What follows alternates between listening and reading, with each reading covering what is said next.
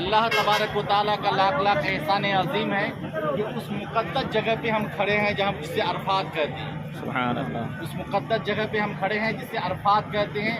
سب سے پہلے جب جس جگہ کی ہم نے حاضری دی وہ کون تھا؟ غار ثور، جہاں پر حضرت ابو بکر صدیق رضی اللہ تعالیٰ عنہ اور رسول کریم صلی اللہ تعالیٰ علیہ وسلم کا اس غار میں پہنچنا اور ایک سانپ کا پہلے سے موجود رہنا، یہ سارے واقعات آپ لوگوں نے سماعت کر چکا ہے۔ اور مسجد نمرہ کو بھی آپ کو بتا دیا گیا کہ مسجد نمرہ کو نمرہ کیوں کہتے ہیں، وہ بھی آپ لوگوں نے سماعت کر لیا۔ اب اس جگہ پہ ہم لوگ عرفات میں آئے ہیں۔ عرفات کسے کہتے ہیں؟ عرفات کا معنی پہچاننا، ایک دوسرے کو پہچاننا۔ قیامت کے دن سب لوگوں کو یہاں پر اکٹھا کیا جائے گا، وہ جہاں پر بھی رہیں گے قیامت یہیں پر قائم ہوگی، حق میدان محشر یہی قائم، حساب و کتاب کا محشر، حساب و کتاب کی جگہ یہی ہوگی۔ اسے میدان عرفات کہتے ہیں، اس لیے اس کا نام عرفات پڑا ہے کہ حضرت آدم علیہ السلام، حضرت حوا علیہ السلام کو جب جنت سے نکالا گیا تھا تو ایک کو کہاں پر اور ایک کو کہاں پر؟ حضرت آدم علیہ السلام کو کہاں پہ اتارا گیا تھا؟ سرہن دیپ کے پہاڑ پر، جو سری لنکا میں ہے، جو اکھنڈ بھارت کا حصہ تھا، اکھنڈ بھارت کا حصہ تھا، وہاں پر تھا۔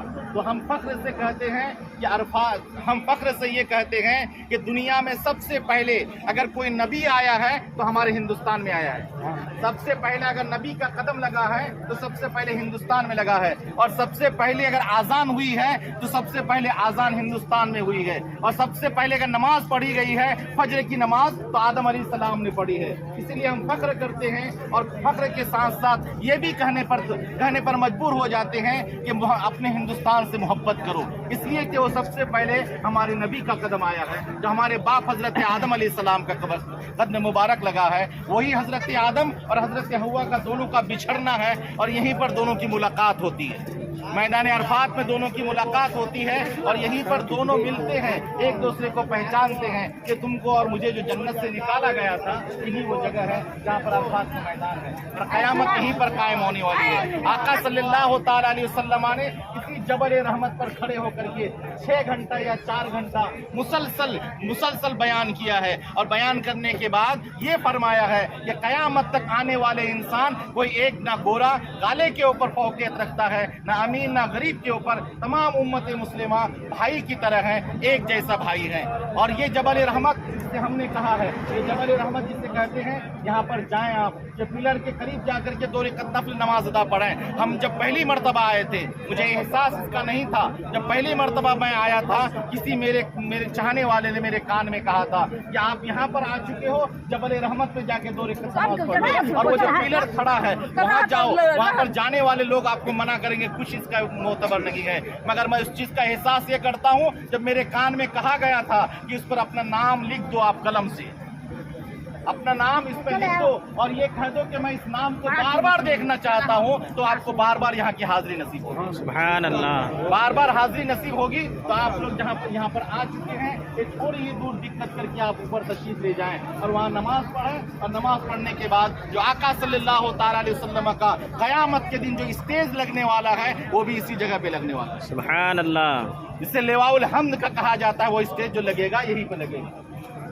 تو آپ اس جگہ پہ آ چکے ہیں، اللہ کی بارگاہ میں دعا کرو کہ اللہ تبارک و تعالیٰ ہم کو جو ہے بار بار اس جگہ آنا نصیب عطا فرمائے۔ اپنے ہاتھوں کو اٹھائیں، اپنے گناہوں سے توبہ کریں، یا اللہ ہم اپنے گناہوں سے توبہ کرتے ہیں، مولا ہماری توبہ کو قبول عطا فرمائے، مولا ہمارے گناہ صغائر کبائر کو معاف عطا فرمائے، ہمارے چھوٹے بڑے گناہوں کو معاف فرمائے، اپنے حبیب کے صدقے سے مولا تیرے شہر مکہ مکرمہ کی حاضری نصیب ہو چکی ہے، اپنے حبیب کے صدقے سے اب مجھے مکہ مکرمہ سے مدینہ منورہ کی بھی حاضری نصیب فرما دے، اپنے حبیب پاک صلی اللہ علیہ وسلم کے صدقے سے یہ بھی دعا کریں جو لوگ جہاں جہاں پریشان ہیں، امت مسلمہ جہاں جہاں پریشان حال ہے ان کی پریشانی دور فرما دے مولا، اپنے حبیب کے صدقے سے جو لوگ بھی دعا کی درخواست کی ہے مولا ان کی دعاؤں کو تو قبول فرما لے مولا، ان کی دلی تمناؤں کو قبول فرما لے، ان کی جائز تمناؤں کو قبول فرما مولا، اپنے حبیب پاک صلی اللہ علیہ وسلم کے صدقے سے جن کے گھر میں لڑکیاں ہیں، شادی نہیں ہو رہی ہے مولا، ان کی غیب سے مدد حفاظت فرما دے آمین۔ اور جن کی شادی ہو چکی ہے مولا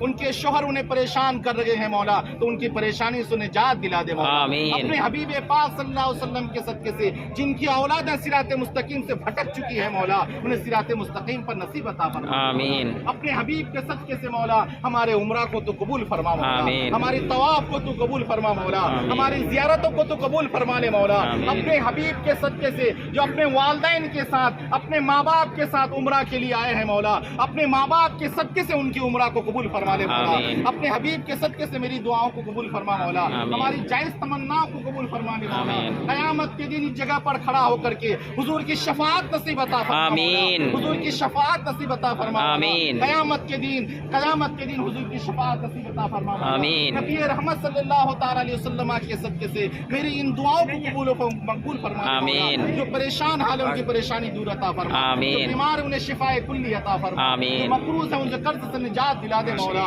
ایک دوسرے سے محبت کرنے کی توفیق عطا فرما ہمیں مکہ مکرمہ کی ہر چیز سے محبت کرنے کی توفیق عطا فرما یہ تیرے نبی کا شہر ہے مولا تیرے نبی کے شہر کے صدقے سے ہمیں اس شہر کے ہر چیز سے محبت کی توفیق عطا فرما ہم سب یہاں سے چلے جائیں بار بار ہمیں مکہ مکرمہ کی حاضری نصیب عطا فرما مولا بار بار ہمیں مکہ مکرمہ اور مدینہ منورہ کی حاضری نصیب عطا فرما مولا قال اللہ تعالی فی شان حبیبہ الکریم ان اللہ وملائکتہ یصلون علی النبی یا ایھا الذین آمنوا صلوا علیہ وسلموا تسلیما اللهم صل على سيدنا مولانا محمد وبارك وسلم صلوا عليه وسلم سلام عليك يا رسول الله صلى الله عليه وسلم یا الہی جب تمہیں واپسی ہو یا اللہ لبے ہو لا الہ لا الہ الا اللہ محمد رسول اللہ صلی اللہ تعالی علیہ وسلم